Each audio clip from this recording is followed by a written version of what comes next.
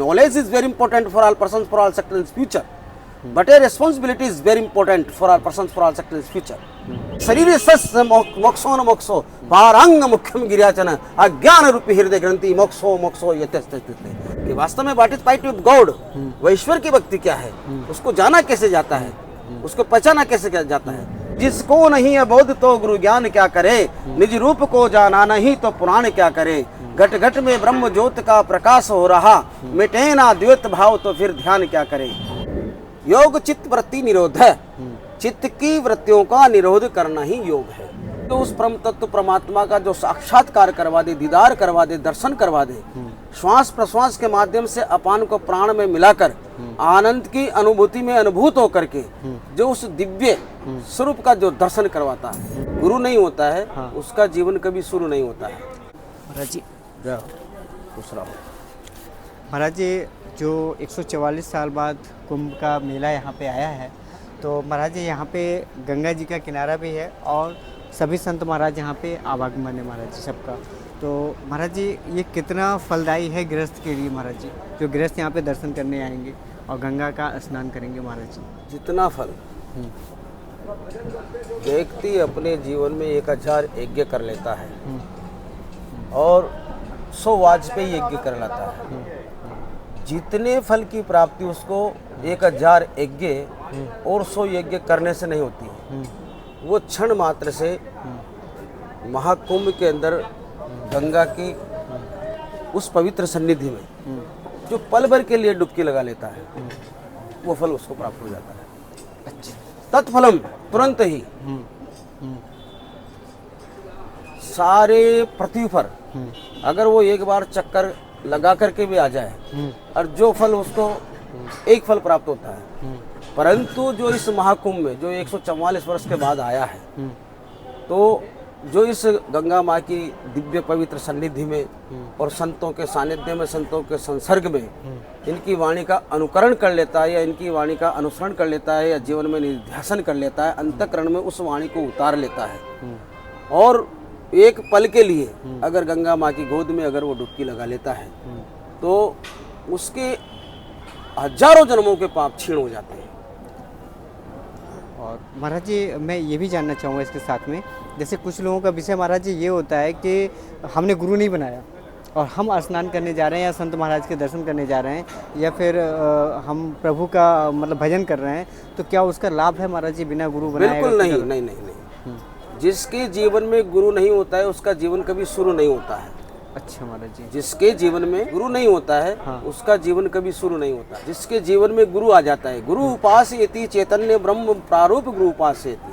वैसे तो सभी गुरु पूजनीय होते थे, परंतु परम तत्व परमात्मा का जो साक्षात्कार करवा दे, दीदार करवा दे, दर्शन करवा दे, श्वास प्रश्वास के माध्यम से अपान को प्राण में मिलाकर आनंद की अनुभूति में अनुभूत होकर के जो उस दिव्य स्वरूप का जो दर्शन करवा, परम गुरु वही सतगुरु होता है। तो मतलब महाराज जी गुरु दीक्षा लेने के बाद जो यहाँ परम धाम पे आकर के परम दर्शन करे संतों का और परम स्नान करे, तो महाराज जी उसको फल की प्राप्ति जो है बिल्कुल कुछ और होती है। बिल्कुल 101%। हाँ भाई, अतिधांसी समित और अग्नि पापर, जैसे कहा है गीता में चतुर्थ अध्याय के 38वें श्लोक में लिखा है कि नहीं ज्ञानेन सदृशम पवित्र मह विद्यते तत्सोम योग संसिदे कालेन आत्मनिविन्ति।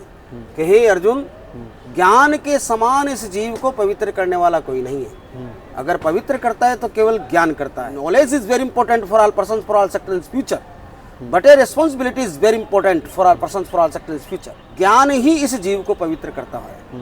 वैसे तो जीव बद्ध है, परंतु धीरे धीरे जब इसके अंदर मुमुक्षु, जब धीरे धीरे इसके अंदर जिज्ञासा जागृत होती है और ये जो मुमुक्षु हो जाता है, उसी के बाद ये जीव मुक्त होता है। परंतु वो ज्ञान कैसे प्राप्त होता है? तत्स्योम, स्योम के द्वारा, योग संसिद्ध है। योग क्या है? योग चित्त वृत्ति निरोध है, चित्त की वृत्तियों का निरोध करना ही योग है। और जो जीव जब उस योग से आरूढ़ हो जाता है, तो फिर गीता में आया है कि योग युक्तो विशुद्ध आत्मा विजित आत्मा जितेंद्रिय सभूत आत्मा अभूत आत्मा कुर्वन् अपि न लिप्यते। फिर वो जीव संसार की आवृत्तियों में, विकृतियों में, प्रवृत्तियों में कभी प्रदत्त नहीं होता है। और महाराज जी अगर कोई यहाँ महाकुंभ में आ करके आपसे गुरु दीक्षा लेना चाहे अगर, बिल्कुल ले सकता है। अगर जिज्ञासु है, उसके अंदर पिपासा है, लालसा है, तो वो ले सकता है।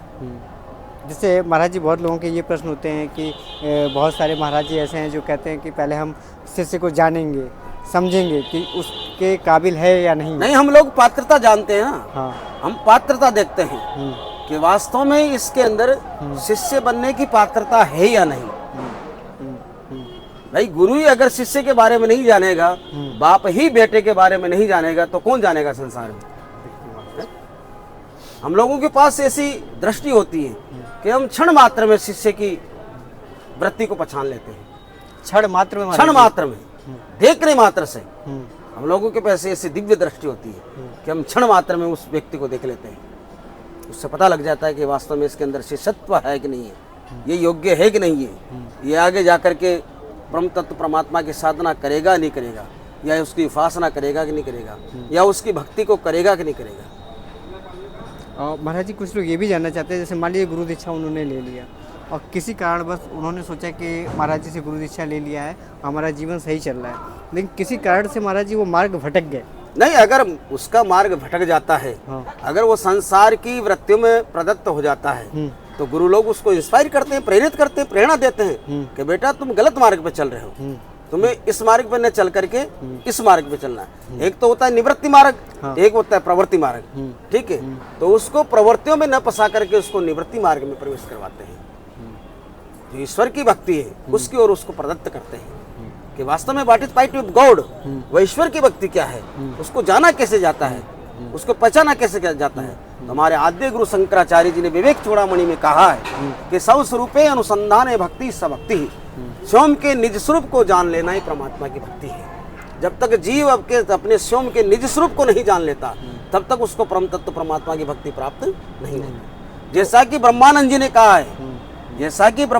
कहा है, कि जिसको नहीं है बोध तो गुरु ज्ञान क्या करे, निज रूप को जाना नहीं तो पुराण क्या करे। घट घट में ब्रह्म ज्योत का प्रकाश हो रहा, मिटे ना द्वैत भाव तो फिर ध्यान क्या करे। करके दया दयाल ने ये मानुष जन्म दिया, और बंदा ना करे भजन तो फिर भगवान क्या करे।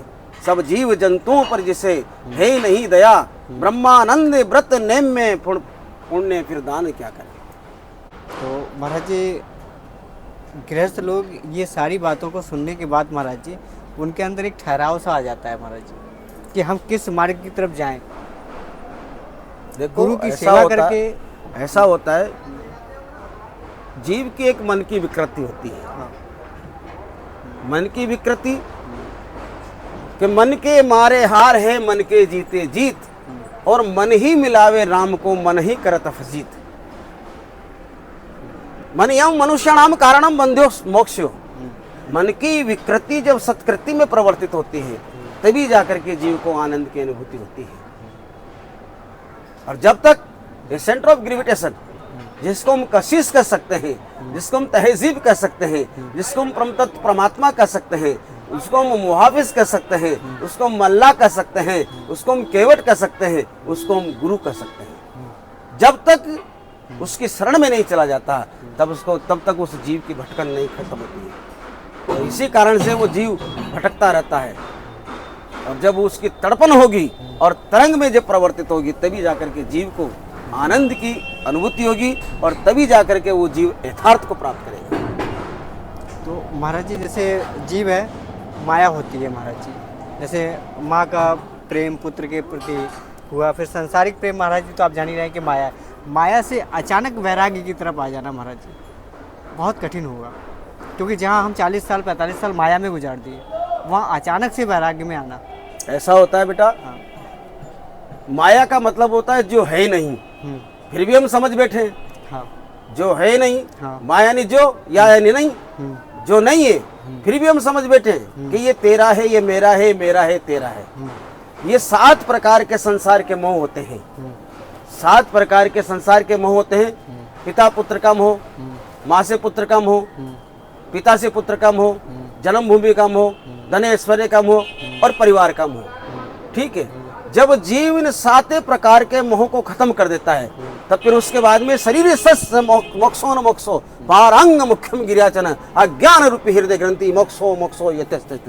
तभी जाकर के उस जीव को, जब मोह सकल व्याधिरा कर मूला तिन पुण्य उपजई वसूला। ये मोह एक ऐसी बीमारी होती है, जब जीव के लग जाती है तो वो जिस प्रकार से एक किसान होता है, एक कृषक होता है, और जिस प्रकार से खेती में जब किसी प्रकार की कोई बीमारी लग जाती है तब वो कई प्रकार की दवाओं का क्या नाम से उसमें छिड़काव करता है, उसी प्रकार से संसार की आवर्ती में जब जीव फंस जाता है और उसको जब पिता पितर का मोह या संसार का मोह जब लग जाता है तो फिर वो परम तत्व परमात्मा को प्राप्त नहीं कर सकता। तो महाराज जी एक सुगम और सरल रास्ता महाराज जी बताएं कि परमात्मा विश्व में सब परमात्मा कहीं किसी से दूर नहीं होता है। यहाँ घट भीतर चंदा सूरजा यहीं में 9 लक्ष तारा, और कहत कबीर सुनो भाई साधु यहीं में गुरु हमारा। वो स्वयं के पास होता है, परंतु जीव क्या है कि जिस प्रकार से एक हिरणी के पास मृगी होती है या हिरण के पास कस्तूरी होती है, वो जंगल जंगल भटकता रहता है, जबकि उसकी खुशबू उसी के पास होती है। नहीं, वो सीप में मोती है, फूलों में वो खुशबू है, तिल में वो तेल है, ठीक है, हाँ, अग्नि में वो हुताश है, माला में वो धागा है।